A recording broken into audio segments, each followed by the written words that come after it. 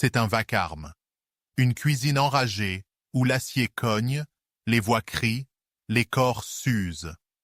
The Grill, la cocina, d'Alonso Ruiz Palacios, c'est l'Amérique vue depuis la trappe à détritus d'un fast-food de Manhattan.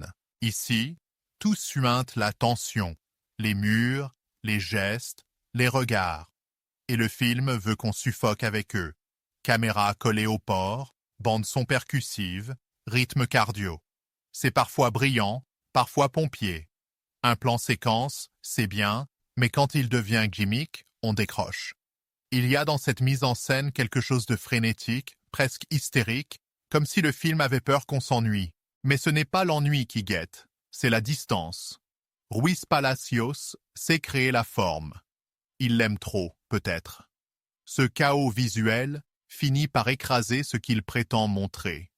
La condition des travailleurs invisibles, l'exploitation qui use et jette. On entrevoit des destins, mais rien ne s'ancre vraiment. On sort frustré, à moitié rassasié, comme après un burger tiède. Rooney Mara, elle, joue le rôle du témoin, la spectatrice perdue dans le tumulte, et si son personnage semble flotter à côté de l'intrigue, c'est peut-être voulu. Son regard dit plus que ses répliques. Face à elle, Raúl Briones incarne la colère contenue, le type à bout de nerfs, qui pourrait exploser ou s'effondrer à tout instant. Dommage que le film ne lui laisse pas plus d'espace pour qu'il respire. Il y a des fulgurances, oui. Des idées. Un vrai propos. Mais noyé dans le bruit. Le film veut dénoncer, secouer, faire transpirer. Il y parvient parfois. Et puis ça retombe, comme une pâte trop travaillée.